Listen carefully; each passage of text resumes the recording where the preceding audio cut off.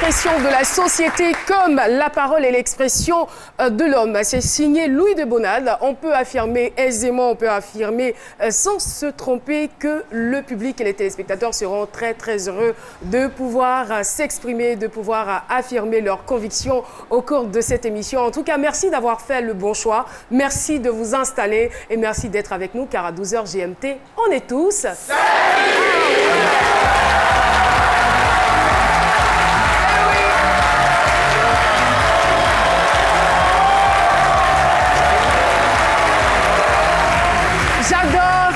J'adore les mercredis. Pourquoi? Déjà pour deux raisons. La première, on parle littérature.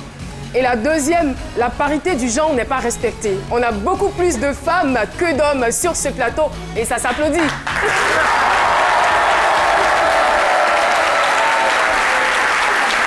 Je parlais de conviction à l'instant, on y reviendra, mais on a des femmes charmantes, élégantes, de belles femmes africaines avec nous sur ce plateau où elles ne se sentent plus, je vous assure, elles ne se sentent plus sur le plateau. À ma droite, Méliane Cuny, que je vous demande d'applaudir avec sa belle fleur dans les cheveux. Méliane, c'est Net Littérature aujourd'hui. Oui, c'est Net Littérature aujourd'hui. On va aller toujours à la recherche de nos convictions. Et on va découvrir un samouraï. J'aime bien ce public habillé en kimono. Je veux dire que c'est peut-être une prémonition, mais vous êtes en kimono et je parlerai d'un samouraï noir aujourd'hui. Visiblement, ils sont très heureux. Vous n'allez pas parler de samouraï. Non, on ne parle pas de samouraï. Nous, les mercredis, c'est le jour du rire. Et aujourd'hui, on a piégé la célébrissime star de cette émission. Vous qui aimez cette star-là, vous allez voir cette autre facette de la star-là. Je n'en dirai pas plus, restez à l'écoute. J'espère que c'est pas moi. Enfin, soyez sûrs que c'est moi.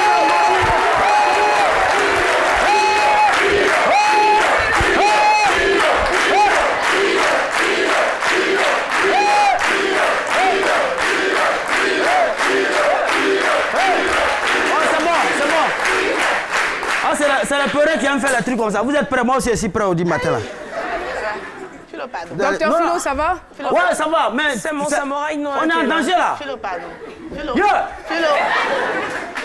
Philo. Est-ce que tu te rends compte de leur sérénité? Philo. Attends. Ils n'ont même pas bougé. Oh, il y a femme dedans. Ouais, Ils n'ont même pas femme. sourcillé. Hey.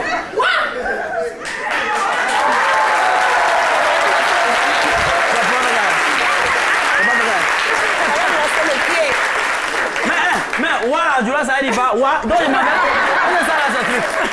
Merci beaucoup, Docteur Philo. Eh bien, aujourd'hui, nous avons le bonheur de recevoir sur ce plateau une femme de conviction, une femme qui est dotée d'un charisme inégalable, mesdames et messieurs.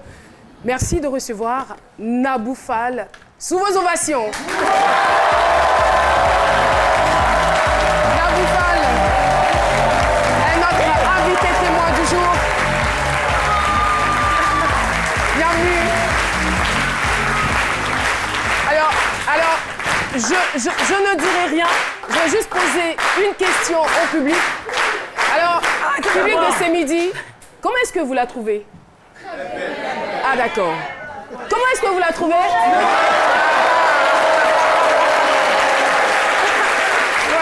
Voilà, ils sont donc unanimes. Tout le monde a dit très belle. Nabou Fall, bonjour et bienvenue sur le plateau de Ce Midi. Bonjour Caroline et merci à tout le monde. On est heureux de vous recevoir et surtout de savoir que vous êtes une femme épanouie. Ça sera donc, on va dire, une vingtaine de minutes de bonheur que nous aurons à partager avec vous. Et puis, pourquoi pas aussi d'apprentissage. Apprentissage en fonction non seulement de vos convictions, mais aussi de votre brillant parcours. Merci encore d'être là. Tout de suite, je rappelle le thème, mes convictions font de moi une femme épanouie. Docteur Philo, on vous retrouve.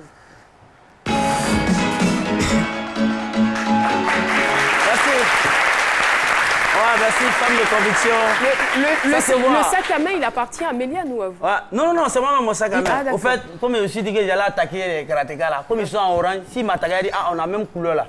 J'allais me laisser donc ils venaient avec ça. Mais ça aussi, les femmes de conviction ont ce genre de sac là. L'extra de couleur, oui, orange, rose, c'est une femme de conviction. Donc c'est un sac de conviction par conséquent. Et il dit que de la manière que... Vraiment, le public est unanime là-dessus. Vous êtes belle, ça se voit, la beauté, elle se voit. Mais la conviction ne se voit pas. La conviction, c'est à travers le comportement. Et moi, je ne sais pas, bon, c'est peut-être à travers votre témoignage qu'on va le savoir. Sinon, vous êtes enthousiaste. Ça se voit, femme enthousiaste, vous êtes belle. Ça, si elle vous dit qu'elle a plus de 90 ans, vous n'allez pas croire. C'est moi, c'est mon avis. Oui, mais elle est enthousiaste, c'est ça. Quand tu es toujours joyeuse, tu es dans l'allégresse, les rides là même fuient. Voilà, il y a une femme qui est toujours dans la maison. Vous êtes serré, quand tu es dans la maison, les rides, tu vas vieillir dans la maison. Et je veux dire que la conviction est la condition sine qua non. Hein?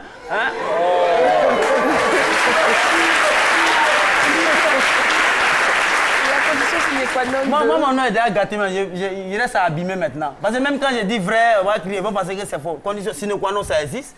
Ça existe. Ouais. Alors, c'est une femme de conviction, elle est convictieuse. Elle est quoi?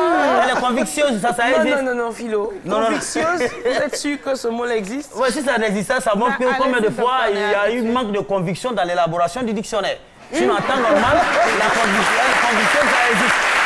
Donc, vous êtes une femme de conviction, ça vous rassure, vous êtes enthousiaste, c'est bon. Même dans le contexte juridique, quand on dit les pièces à conviction, les choses avancent. Ça veut dire qu'on a eu des preuves palpables. Et donc, quand vous êtes une femme de conviction, vos choses avancent, vos affaires avancent, vous êtes enthousiaste, et voilà, et tout avance. Je veux dire qu'aujourd'hui, nos filles, je n'ai pas dit nos mamans, nos filles parlent trop. C'est ça, la conviction, la femme de caractère. Mais elles parlent trop, la conviction verbale. C'est trop, tellement elles sont affairées.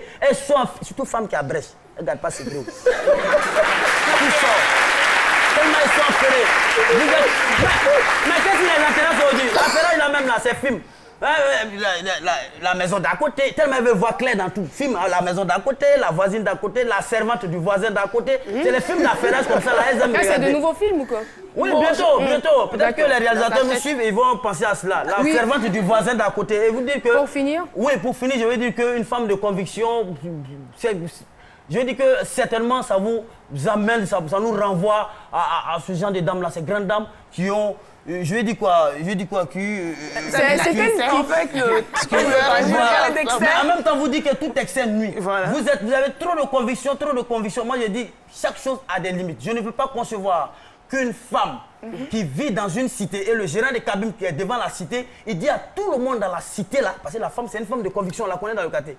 Et il dit que non, lui, il a eu toutes les femmes de la cité dans son lit. C'est-à-dire, lui, il est garçon, gérant de cabine.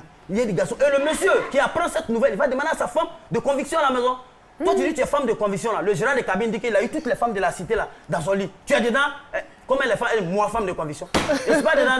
Ça là, je suis sûr que ça là, c'est la voisine qui est à côté là, qui est la seule qui n'a pas eu dans son lit. Ça veut dire qu'elle-même, elle est dedans. Docteur Philo. Si ça ne vous fait pas rire, c'est que vous ne comprenez pas français. Franchement, on peut faire.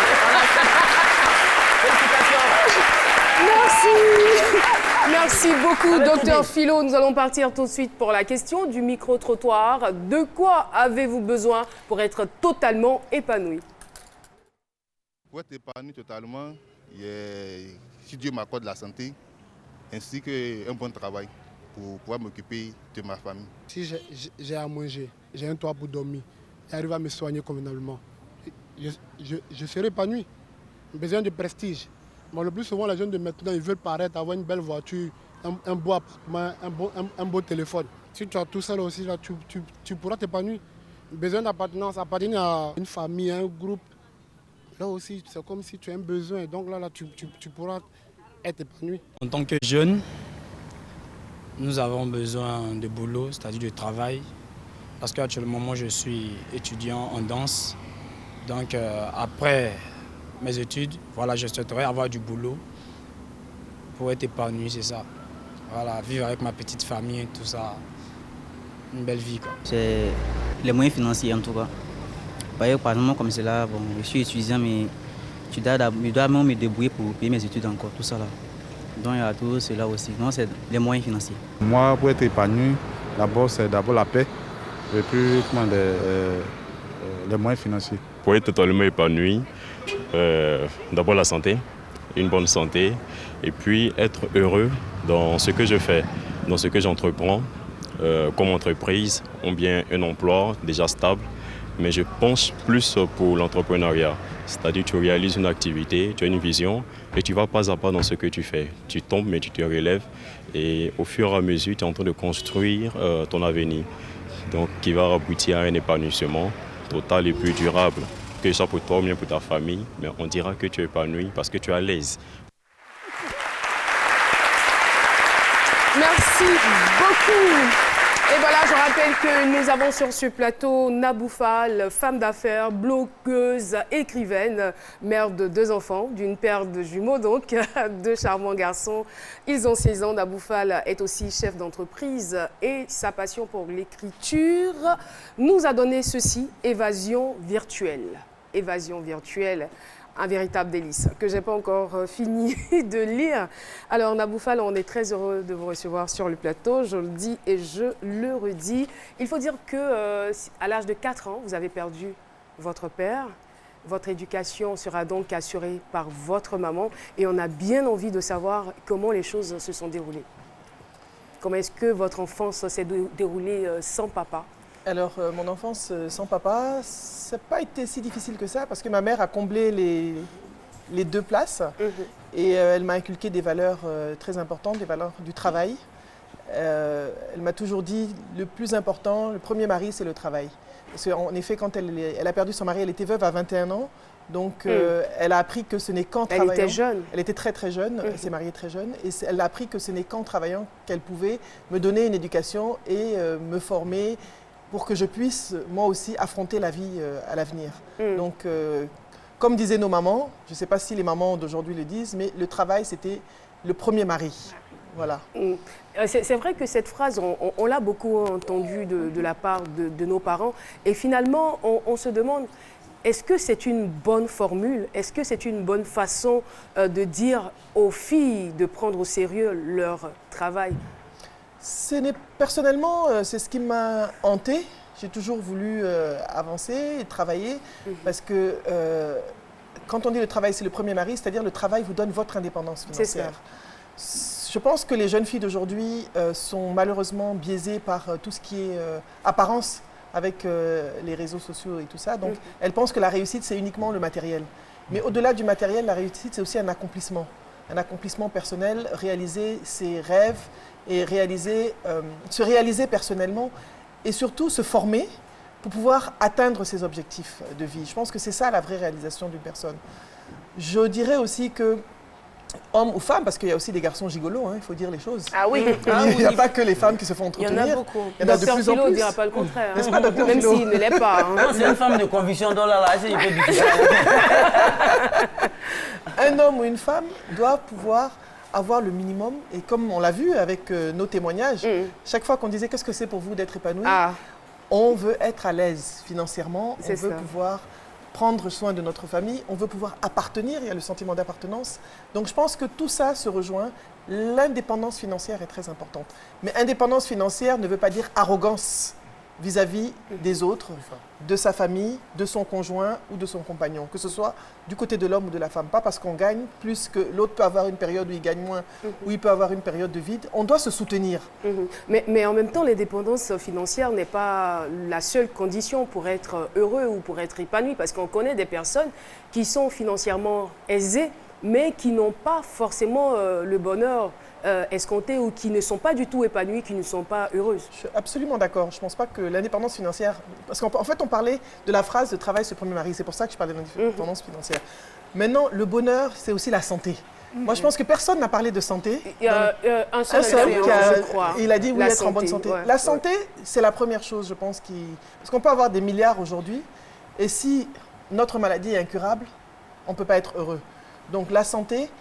Et il y a aussi le groupe, les amis, les personnes qui nous entourent. Si on est avec des gens qui se plaignent tous les jours, qui sont négatifs, on ne peut pas être heureux. Si dès que tu réveilles le matin, toi tu veux voir la vie du bon côté, tout le monde a des problèmes. Un problème, on peut le voir d'une façon où on cherche une solution, ou alors on reste sur le problème, on se couche. Et puis comme me disait un de mes profs, tous les matins, chacun de nous a une raison pour ne pas avoir envie de sortir du lit. Mais chacun de nous se lève parce que si on ne sort pas du lit, on n'avance pas, on ne s'en sort pas. Vous qui avez reçu des valeurs de travail, des valeurs de rigueur de la part de votre maman, quel a été votre parcours scolaire et professionnel? On va peut-être le résumer en 4 phrases. Voilà, j'ai eu un bac scientifique. Après, j'ai fait une école d'ingénieur en informatique. Après, j'ai fait un 3e cycle, un master en finance. Et j'ai fait aussi des langues. J'ai appris plusieurs langues en parallèle. Quand je suis sortie d'école, j'ai pu travailler ici à Abidjan dans une grande société de télécommunications à l'époque. J'étais responsable marketing.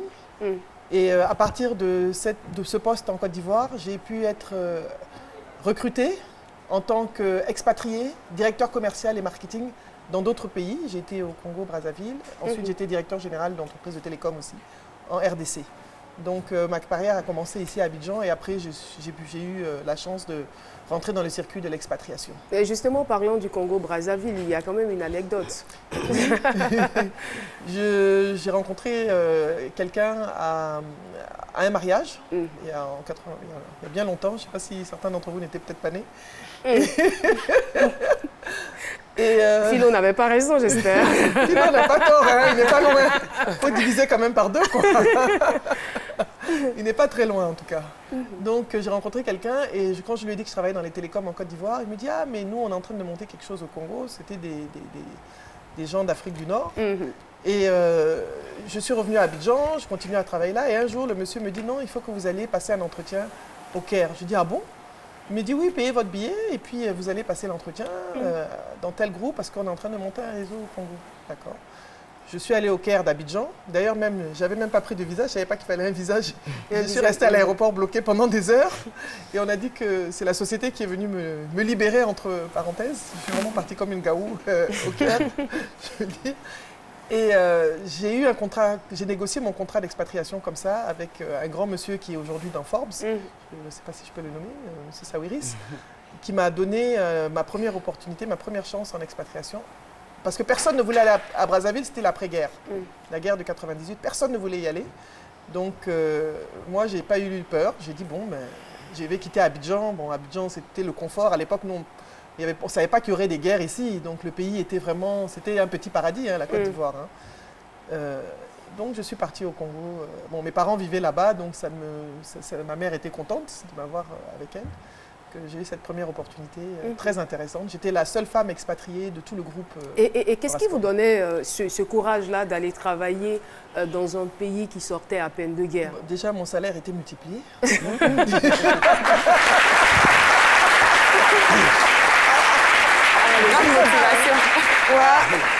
C'est une véritable source de motivation. Multiplié on ne va pas se leurrer. Mon salaire était multiplié presque par 10. Donc, mon petit salaire d'Abidjan à mon salaire d'expat, quand même, c'était pas la même chose. Le jeu en vaut la chandelle. Voilà, donc, multiplié par 10. Voilà, mon salaire était multiplié par 10. Multiplié par 5, c'est mauvais. J'ai un ami qui m'a expliqué, un ami américain qui vivait ici à l'époque, il m'a dit, bon, quand tu vas négocier, n'aie pas peur, dis quel chiffre. C'est beaucoup, hein. Il me dit, non, il ne faut pas avoir peur. Lui, c'est un Américain, il a fait Harvard Business School, donc eux, ils n'ont peur de rien. Nous, je suis allée, quand j'ai demandé le montant là, le monsieur n'a même pas discuté. J'ai dit, j'aurais dû demander.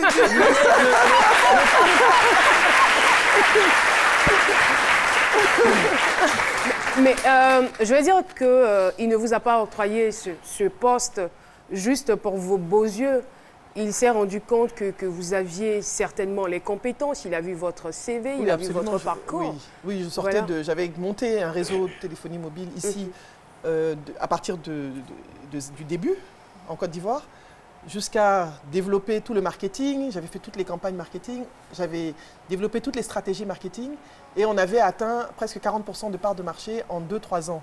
Donc c'était quand même un accomplissement qui le motivait en plus de ma formation. Il y avait la formation plus l'expertise et l'expérience qui l'ont motivé. Et puis j'étais bilingue. Je parle couramment anglais et français, donc il faut aussi se former aux langues, c'est très important. C'est cela. Voilà. C'est cela. Et justement, tout à l'heure, je parlais de vos beaux yeux. En grandissant, vous vous êtes forcément rendu compte, ou peut-être les gens vous le disaient, vous êtes belle, vous êtes belle. Est-ce que cela ne vous a pas amené un tant soit peu à vouloir peut-être mettre à profit votre physique par rapport à vos compétences? J'ai mis mon physique à profit pour faire des photos de mode et gagner de l'argent. Juste pour ça.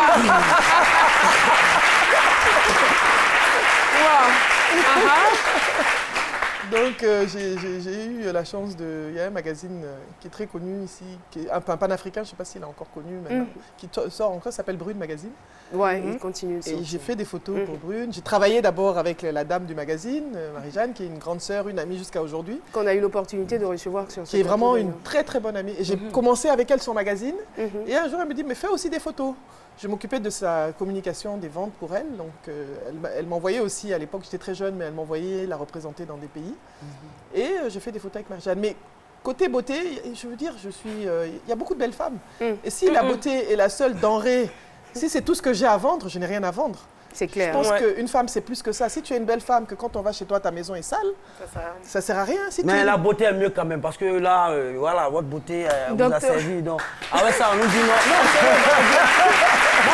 Non, docteur Philo, elle a dit que sa beauté a servi juste pour les magazines. Mais on l'a payée, elle était rémunérée. Mais elle avait déjà ses diplômes, elle travaillait déjà. Même son CV dont vous parlez, le CV, il y a la photo dessus. Moi, je dis, personne ne va enlever ça de la tête. Moi, je ne veux pas de vilaine femme. Je ne veux pas. D'accord, donc voilà. Ça peut être un désavantage. Ça peut être un désavantage. Justement. Parce que moi, j'ai déjà été, quand j'ai commencé à travailler au Congo, je me rappelle, on était 4 directeurs. Il y avait un Égyptien, il y avait le DG qui était libanais, un Égyptien qui était directeur financier, un Congolais belge qui était directeur technique et moi, j'étais directeur commercial et marketing. On a commencé le réseau au Congo dans un appartement. Bon, tous les réseaux, on commence toujours un appartement, après ça devient grand. Chaque fois que les gens venaient, comme j'étais beaucoup plus jeune, j'aimais bien mettre des petits jeans serrés, petits trucs des jeunes, quoi, c'est normal. J'avais moins de 30 ans, donc j'avais ce poste. Toujours, madame, la secrétaire, vous pouvez nous monter le bureau du directeur commercial? Non, il n'y a pas de problème. J'ai dit, c'est moi. Non, on va voir un directeur. D'abord, le directeur, pour eux, c'est d'abord le blanc. Le blanc. Enfin, le blanc, excusez-moi, il faut le dire. Une femme noire, jeune, pour eux, tu ne peux pas être directeur. Tu es secrétaire, c'est tout.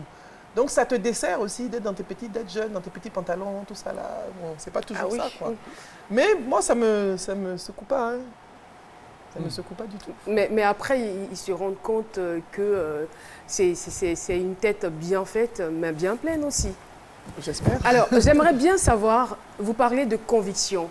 En dehors de vos valeurs de travail, vos convictions reposent sur quoi? Tournent autour de quoi, en réalité? Mes convictions reposent sur la solidarité. La solidarité aussi féminine. Je crois beaucoup en la solidarité féminine. Je pense que je ne crois pas seulement aux choses, mais j'essaie d'appliquer les choses auxquelles je crois. Parce que souvent, on a des valeurs, mais souvent, on a du mal à faire ce qu'on pense et faire ce qu'on dit. Souvent, on dit « fais ce que je dis, mais ne fais pas ce que je fais ». Tout à fait. Mais là, j'aimerais, comme on dit en anglais, « walk the talk ». Marcher et faire ce en quoi je crois. Donc, la solidarité féminine. Je ne le faisais pas parce que je pensais que c'était... Je faisais instinctivement. Quand je recrutais, je donnais la chance à des jeunes femmes. Par exemple, je prends le cas du Congo-Brazza. Des jeunes femmes, je ne regardais pas si elles avaient... Quand je fais un entretien, pour moi, la formation est importante, mais aussi le potentiel de la personne est important. Moi, je peux me targuer et être fière de dire que quand j'ai recruté à Brazzaville, j'ai recruté pratiquement que des jeunes qui ont fait leurs études au Congo. Je n'ai pas fait des jeunes qui ont fait des diplômes à droite, à gauche. Il y a des jeunes qui ont fait de très bons BTS, des masters localement, qui étaient meilleurs et qui avaient plus de vision que les gens qui ont fait des études locales. Et les jeunes femmes que j'ai recrutées aujourd'hui, il y en a certainement qui me suivront, même si elles ne sont pas à Abidjan. Il y en a parmi elles beaucoup qui sont devenus directeurs et directrices. Donc ça, pour moi, c'est important, ce qu'on appelle le empowerment.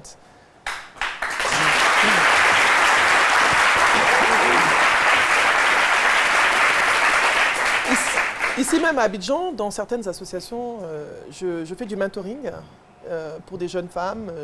On m'appelle, puis ça ne me dérange pas, je partage l'expérience, je leur donne des conseils comme je peux. Parce que je pense que quand tu as déjà marché le chemin, tu dois aussi montrer à l'autre comment il peut avancer sans tomber. Il peut tomber de temps en temps, mais peut-être que si on l'aide, on lui tend la main, il peut se soulever plus rapidement. Donc je pense que ça, c'est très très important pour moi comme valeur. Moi, déjà vous encourager pour ce que vous faites. Et quelle serait selon vous la définition exacte d'une femme accomplie? Pour moi, une femme accomplie, c'est une femme qui est bien dans ses choix, qui assume ses choix, quels qu'ils soient, et qui assume, même si ce ne sont pas forcément ses choix, qui assume sa situation. Parce que quand je dis ses choix, il y a des femmes qui ne peuvent pas avoir d'enfants. La société va les stigmatiser, mais des fois elles veulent, mais elles ne peuvent pas. Mais il faut accepter. C'est comme ça. On ne peut pas faire autrement, il ne faut pas en faire une maladie où il faut faire un travail sur soi. On ne peut pas accepter du jour au lendemain, il y a un travail sur soi à faire. Une femme accomplie, c'est une femme qui a choisi de s'occuper de ses enfants, d'être à la maison et qui est bien dedans. Si elle est bien dans son choix de s'occuper de ses enfants, ce n'est pas une honte, ce n'est pas un problème si son mari s'occupe correctement d'elle et qu'elle est bien dans son choix. C'est son choix. Pourquoi est-ce que quelqu'un va venir de l'extérieur la regarder de haut? Ah, toi, tu ne travailles pas, donc... Non.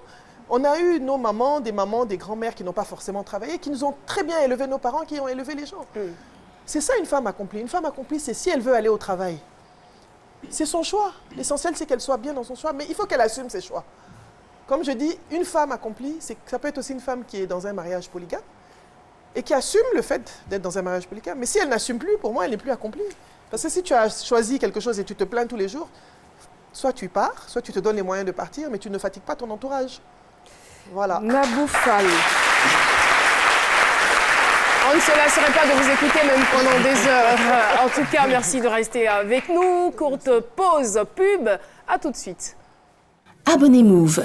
Réidentifiez votre numéro avant le 15 mars 2018 et recevez automatiquement 5 000 francs de bonus valables 7 jours.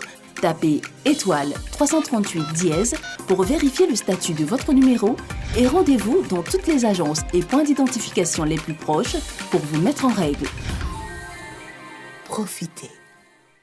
Et voilà, nous sommes donc de retour sur le plateau de C'est Midi. Échangeons avec une grande dame, Nabou Fall, femme d'affaires, chef d'entreprise, qui a su baser, on va dire, ses convictions sur les valeurs reçues de sa mère.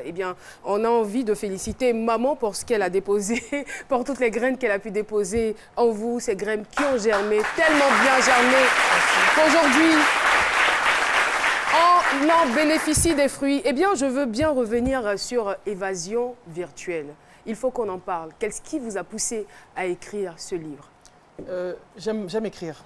L'écriture, c'est ma passion, donc j'ai toujours écrit depuis l'enfance. Je pense que c'était une façon pour moi de m'exprimer parce que j'étais enfant unique pendant longtemps et l'écriture, c'était, comme on dit en français, je vais parler le gros français de docteur Philo, il va traduire, c'était un exutoire. Donc c'est à travers l'écriture que je m'exprimais. Voilà. Donc, un peu comme une sorte de thérapie. Thérapie, c'était mon ami. Écrire, c'était c'est une thérapie, c'était une façon de communiquer avec l'extérieur de façon plus sincère. Voilà. Donc j'ai toujours écrit. Et ce roman n'est pas mon premier roman. Je peux même dire que c'est mon 3e roman, mais c'est le premier publié. Mais j'avais peur de partager avec les gens. Pourquoi? Parce que quand on écrit, finalement, écrire, c'est une façon de se déshabiller. Je suis sûr que parmi vous ici, il y a certainement qui écrivent des poèmes, qui écrivent des textes. Il y en a toujours, mais on a toujours peur de partager avec les gens parce que c'est une partie vulnérable de nous qu'on est en train de mettre en scène. Mais ce n'est pas une œuvre autobiographique quand même. Ce n'est pas du tout autobiographique, mais à travers l'écriture, par exemple, il y a des scènes quand même qui sont osées. Tu dis, ah, mais les parents, ils vont penser quoi? Ils vont se dire que tu as l'esprit tordu. On est quand même en Afrique. C'est cela. Qu'on le veuille ou non, on est obligé de penser à ce que les gens vont penser. Maintenant, j'étais beaucoup plus jeune. Maintenant, je me suis dit, bon, après, il y a un âge où je me dis, après 40 ans, parce que j'ai passé 40 ans, après 40 ans, on se dit, on peut faire ce qu'on veut, on fait vraiment ce dont on a envie, et puis advienne que pourra. Si ça va, ça va. Si les gens aiment, ils n'aiment pas, mais si les gens ne supportent pas, mais au moins, on fait les choses pour soi. Il y a un âge où on fait les choses pour les gens, et il y a un âge où on fait les choses pour soi. Donc, je me suis dit, bon, pourquoi pas. Est-ce que les valeurs que vous défendez sont en adéquation avec ce qui est écrit dans le livre? Absolument. Parce que si on veut revenir quand même à la trame du livre, pour cette jeune dame, on va dire un peu délaissée, rejetée par son mari, qui a trouvé refuge dans les bras d'un autre, l'infidélité prend de la place à ce niveau-là. Est-ce que c'était le seul choix qu'elle avait à faire? Ce n'est pas un choix qu'elle a fait, c'est un choix qui s'est imposé à elle, comme beaucoup de choix s'imposent des fois dans la vie.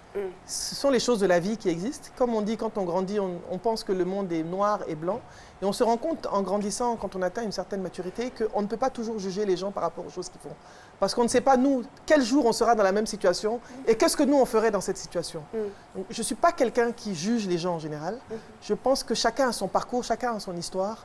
Et en fonction de son histoire, il sera déterminant, son comportement sera déterminé. Déterminant et déterminé. Et Marie, merci. Un mari distant, mais très généreux, qui lui offre son mari des est cadeaux. Distant, généreux, elle est dans un bon contexte, mais elle est frustrée parce qu'il y a une partie d'elle qui reste enfouie en elle. Et son mari ne l'encourage pas. Donc elle a besoin de s'exprimer. Donc elle a besoin de trouver sa voie. Et l'infidélité, c'est vraiment une anecdote, c'est peut-être l'histoire, mais en fait c'est une anecdote qui permet de comprendre le cheminement de l'héroïne, comme on dit. Et c'est à travers ce déclic qui a fait qu'elle a osé s'imposer et osé devenir elle-même. Parce que souvent en Afrique, il y a des gens qui, comme j'ai beaucoup aimé le jeune homme qui a dit qu'il est étudiant en danse. Avant, quand tu disais à quelqu'un tu es étudiant en danse, si, ça là, pas la journée danse, ça c'est quel travail ça? Danse, oui, pardon, il faut laisser ça là. Docteur, ingénieur, avocat, voilà ce que nos parents aimaient comme métier. Alors qu'on peut s'épanouir de plusieurs façons. Donc, et elle a réussi quand même à s'épanouir à travers un cadeau de son mari. À travers un cadeau, un ordinateur en fait, qui va lui ouvrir le monde des réseaux sociaux, c'est pour ça que ça s'appelle virtuel. Elle va retrouver quelqu'un du passé et à partir de là, sa vie va changer. Et justement, par rapport au digital, Méliane, vous qui êtes là sur le plateau, question? Oui, déjà, vous avez eu un parcours informatique, parce que vous avez parlé d'informatique, et vous êtes aujourd'hui blogueuse aussi, et vous parlez de virtuel dans votre livre. On sait qu'aujourd'hui, le virtuel est un peu perçu différemment par nos parents, par la société, parce qu'on se dit que c'est un lieu de dépravation. Comment pouvez-vous donner, quels conseils, on va dire, pouvez-vous donner à toutes ces jeunes filles là, afin qu'elles fassent du digital une source de revenus comme vous le faites? Le digital, c'est un outil. C'est un outil, mais il faut pas être esclave de son outil. Le digital, les Américaines, qu'est-ce qu'elles font? Les blogueuses américaines, quand elles se mettent avec les habits, vous les voyez, elles sont sapées, elles sont comme ça, tout ça là. On leur a donné les habits cadeaux. Elles représentent des marques. Toi, tu vois ta camarade, elle a mis un habit. Non, c'est toi seul qui veux aller faire tout pour avoir la même chose que ta camarade. Alors que tu ne sais pas comment elle a fait pour avoir. Donc, je pense qu'il faut garder en esprit que c'est un outil. Les réseaux sociaux sont des outils qui permettent de véhiculer certaines choses. On peut vendre, il y a des jeunes dames que je vois, il y a des groupes sur Facebook, les reines du shopping, je sais pas quoi. Voilà. Des jeunes dames qui font leur commerce là-bas, elles gagnent leur vie. Il y a des gens qui s'expriment. Les textes, moi, quand j'ai commencé à vraiment mettre mes textes à l'extérieur, c'était sur mon blog.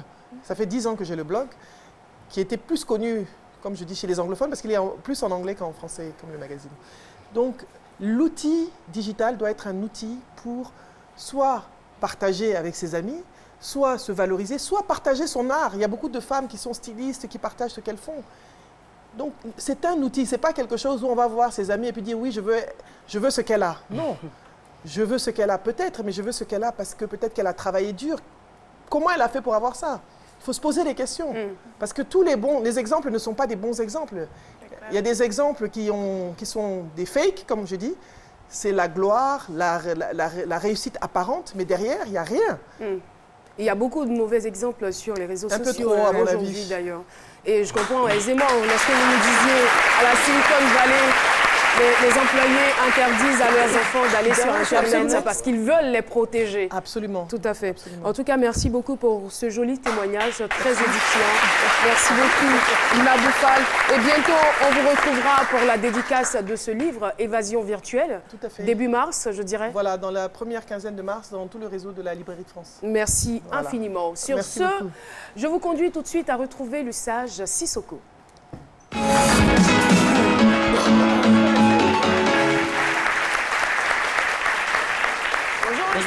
Bonjour Caroline. Bonjour Madame Nabou Fall. Vous êtes une belle femme. Le public l'a reconnu. Caroline l'a dit maintes fois. Comment votre courage. Je m'en suis même pas rendu compte. Merci beaucoup.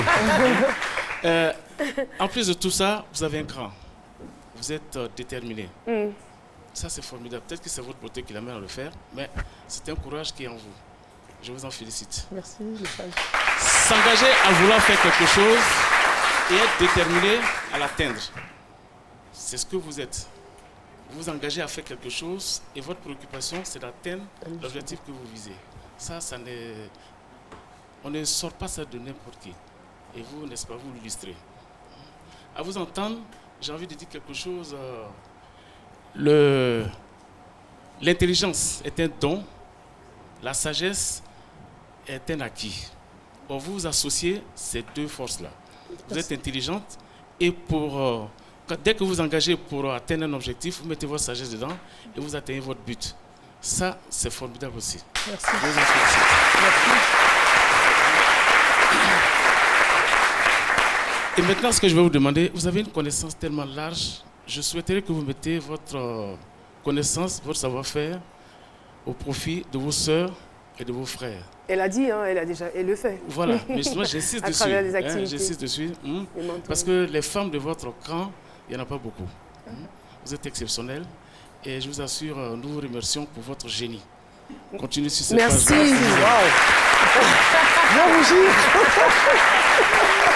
Merci beaucoup, le sage Cassie. C'est vrai que des fois, on pose des actes, on ne s'en rend pas compte, hein, on essaie, on en parle, certes, mais dès que c'est dit par d'autres personnes ou c'est vu d'un autre regard, on se dit, waouh, c'est de moi qu'on est en train de parler comme ça et c'est ce que le sage c'est ce qu'on a fait. En tout cas, merci beaucoup pour cette belle expérience. Merci pour l'invitation. Et voilà, on est fiers de vous. C'est donc terminé pour cette première partie, mais nous allons toujours rester dans la littérature. Alors, c'est le jour cadeau des téléspectateurs, j'ai envie de dire. On retrouve tout de suite Méliane Cuny dans Ciné Littérature. C'est parti.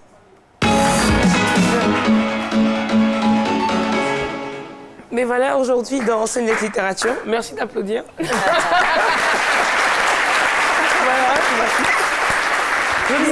L'intention et puis après ils se sont sentis bloqués. Bon, voilà. Je disais qu'on allait parler du Samouraï noir. Il faut dire que cette œuvre de Serge Billet est sortie lundi, Yasuke, un samouraï noir. Généralement, on a l'habitude de voir des samouraïs, on pense toujours à des Asiatiques et tout.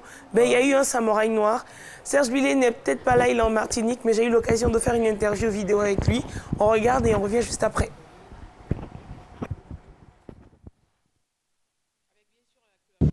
Bonjour Méliane Cuny, bonjour à tous, bonjour de la Martinique. Vous voyez, il fait beau chez nous aujourd'hui aussi, même si le ciel joue un peu à cache-cache. Merci de m'accueillir pour ce nouveau livre.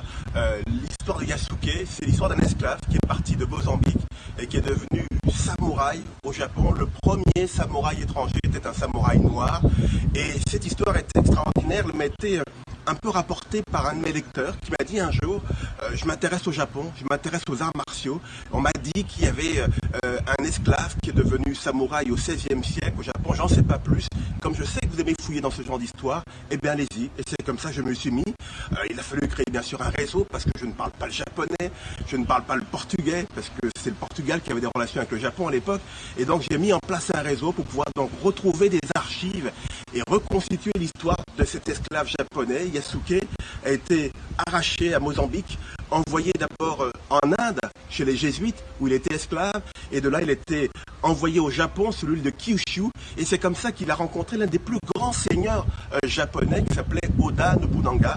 Nobunaga était fasciné par cet esclave, d'abord parce qu'il était noir, il lui n'avait jamais vu de noir, tout puissant qu'il était, et puis surtout parce que cet homme était intelligent, il parlait déjà le japonais, et puis c'était un homme qui pouvait effrayer ses adversaires, donc il a décidé de le prendre à son service, d'en faire un samouraï, le premier samouraï étranger.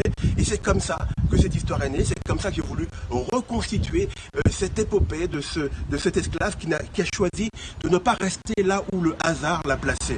Et bien sûr, je suis content de partager cette histoire avec les Ivoiriens, avec un livre qui s'inscrit dans la lignée de tout ce que j'ai fait jusqu'à présent, tous ces livres que je propose, et qui racontent un peu l'histoire des Noirs, l'histoire oubliée. Et naturellement, si vous souhaitez partager vos fiches de lecture, vous pouvez le faire avec le site que vous le voyez, donc là, cnetlittérature@rti.ci. On sera bien sûr content de lire ce que vous aurez à nous dire. J'en profite pour faire un petit bonjour sur le plateau. À très bientôt. Cette interview a été faite, on dit Cnet Littérature, on parle de technologie et on a fait l'interview via WhatsApp, via une application. On a fait une interview vidéo, donc désolé un peu pour le bruit, la qualité du son. Non, mais en plus il est sur les îles, donc avec le vent et tout, donc c'est pourquoi. Donc vous avez eu l'occasion de découvrir Yasuke, le samouraï noir, donc je vous invite à lire cette œuvre et Serge Billet l'a dit. Envoyez vos fiches de lecture à cnetlittérature@rti.ci. Merci. Et j'encourage vraiment les lecteurs à lire ce livre de Serge Billet. C'est vraiment la qualité de l'écriture à assurer, sa plume de journaliste, c'est un grand journaliste. Il a une très très belle plume et il a vraiment de la suite dans les idées et vous allez prendre un grand plaisir à le lire. Merci beaucoup Méliane Cuny. L'émission se poursuit et nous avons pour vous une très très belle surprise. Je vais donc vous demander de vous lever. Elle nous vient donc de la Guinée équatoriale. On va voyager un tout petit peu. Son nom, Maria Pilar Fono. C'est parti.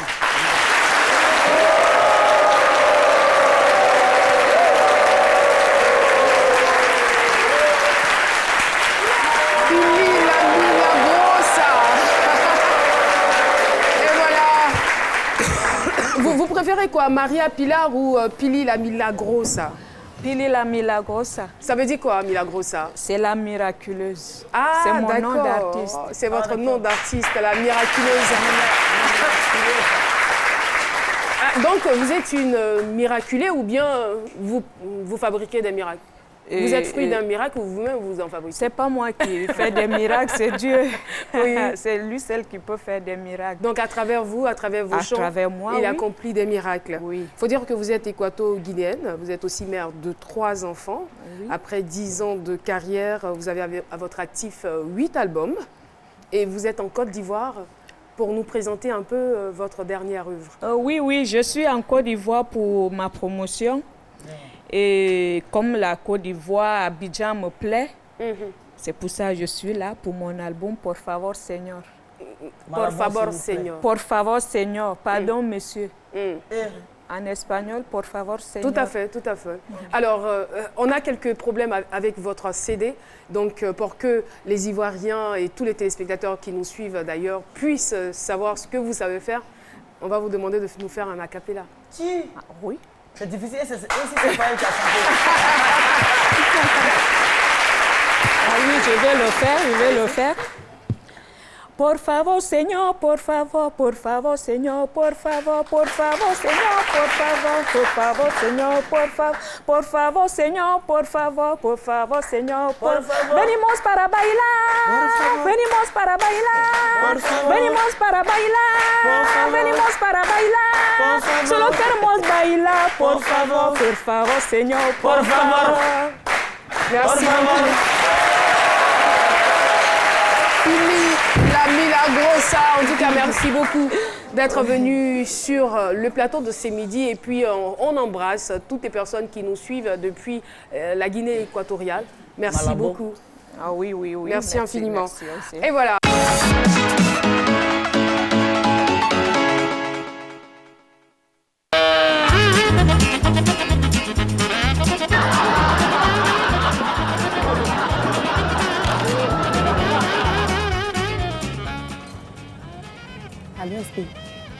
Il faut faire semblant, il faut dire à Philo que quelqu'un veut toucher sa voiture. Il n'a qu'à venir déplacer sa voiture.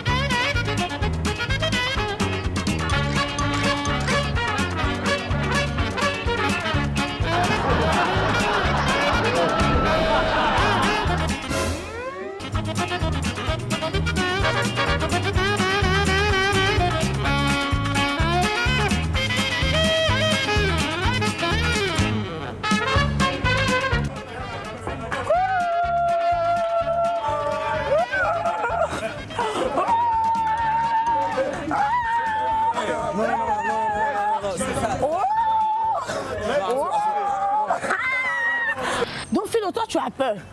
Tu as peur de quelque chose? Non, mais c'est une réaction, c'est tout normal. Il va s'expliquer.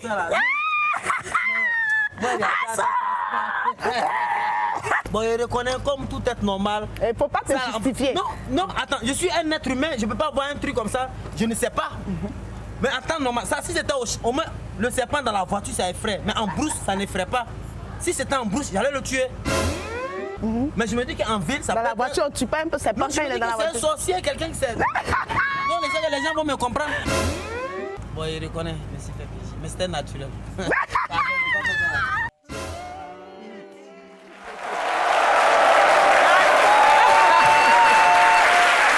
grand docteur Philo. Ah ah. Je reconnais. Il a eu peur, hein? Il a eu la peur de sa vie. Je vais entendre le fameux Philo.